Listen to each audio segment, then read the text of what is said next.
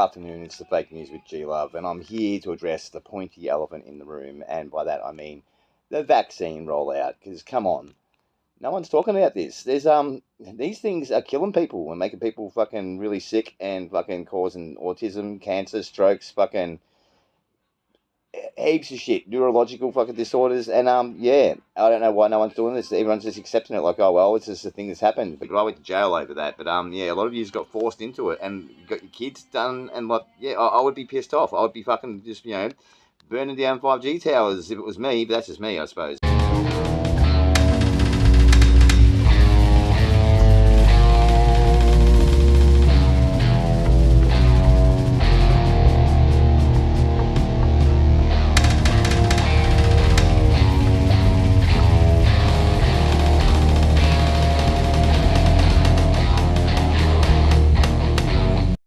So what prompted this, a friend of mine got diagnosed with transverse myelitis, which is an extremely rare nervous system disorder, sort of like I think it's a lot along the lines of MS, like multiple sclerosis. But anyway, it comes on suddenly, and it literally happened in hours, and he was almost paralyzed. So yeah, it's not cool. And anyway, some of the causes for this is a vaccine, and it's actually this is the cause of it, if you ask me. And here's some proof.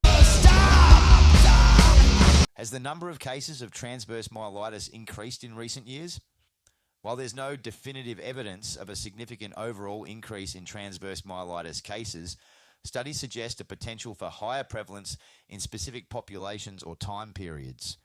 The condition remains relatively rare, with annual incidence rates reported to be between 1 and 8 cases per 1 million people. Here's a more detailed look at the available information. General prevalence.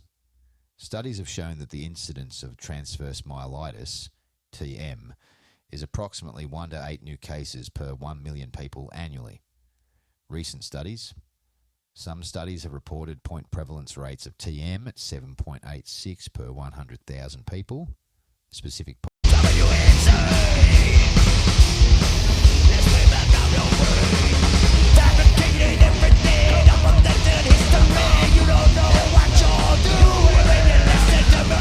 So a Google search has the number of transverse myelitis cases increased since the COVID rollout, or the vaccine rollout, sorry. And yes, it has. It used to be really rare, like one in every million would get it. Now it's like an 8 in every 100,000. So that's doesn't sound like a lot, but when you add that with all the rest of the things, it's heaps. This thing shouldn't even exist. It's like fucking SIDS, like fucking kids don't just die for no reason. They die because we shove them full of fucking poison.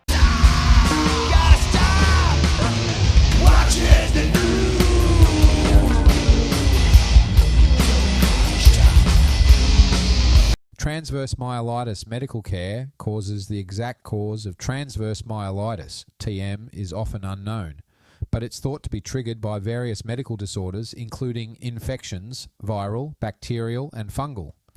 Infections that affect the spinal cord, such as chickenpox, shingles, HIV, Lyme disease, and syphilis.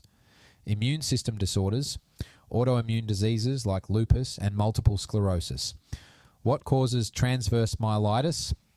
In some cases, the exact cause of transverse myelitis is unknown. In other cases, the inflammation that leads to transverse myelitis can result as a side effect of a number of other health problems, such as Lyme disease, syphilis, measles, viral infections, bacterial infections, fungal infections, parasites, immune system disorders, autoimmune disorders such as lupus. After a vaccine, very rare. Now, after a vaccine, transverse myelitis can also be a warning sign of multiple sclerosis. But this is rare. Since some people with transverse myelitis have autoimmune diseases, such as lupus, some healthcare providers believe that transverse myelitis may also be an autoimmune disease. Finally, some cancer treatments can trigger an immune response that can lead to transverse myelitis. Cases of transverse myelitis increasing prompted me to ask a few other questions to Google. So the next one was, has cancer cases increased recently in the last few years? Yes, the number of cancer cases has increased in recent years, particularly in Australia, though the rate of increase has slowed. The number of new cancer cases diagnosed in Australia increased by 88% between 2000 and 2023, and the number of cancer deaths increased by 41% during the same period. And this increase is largely attributed to an ageing and growing population. Here's a more detailed look at the trends.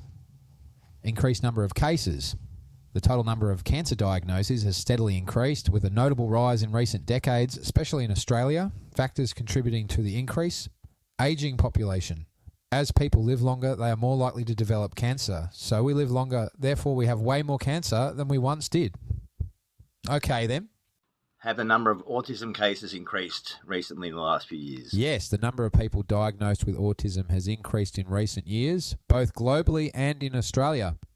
While the exact reasons for this increase are debated, several factors likely contribute, including improved awareness, better diagnostic tools, and increased efforts to diagnose individuals who may have previously been overlooked.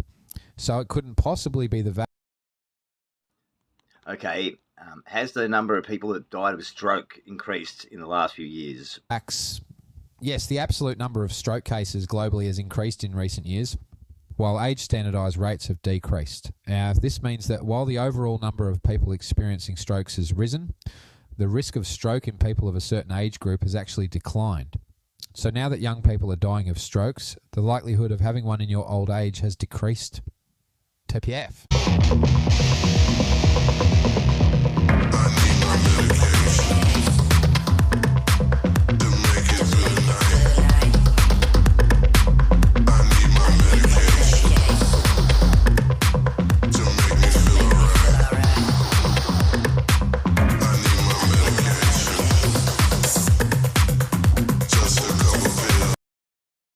Don't you think it's strange how the vaccine isn't even mentioned as a possible explanation for all of this, even though it's an experimental thing in the middle of its experimental trial phase? I mean, it's like, what the fuck? That's all I've got for you tonight. I'm going to end it with Dr. Kerry Maggi. She was saying this shit from the start. So, like, everyone thought she was crazy. She got fucking deplatformed, all that sort of stuff. But, yeah, it looks like she was right. Anyway, till the next time, see you later. This is G-Luv. Right. The next question is, if someone asks you that whether I should take the vaccine or not, or if you want to explain someone that why you should not take the vaccine and you just have 1 minute to do that, what do you say to them? It is an experimental procedure that has no data on safety or efficacy. They are introducing brand new technologies never before unveiled on humanity. It's genetic modification, and it's also nanotechnology. The adverse events are astronomical right now for something that is on par with just the flu season. So there should never be that much risk taken for so little benefit.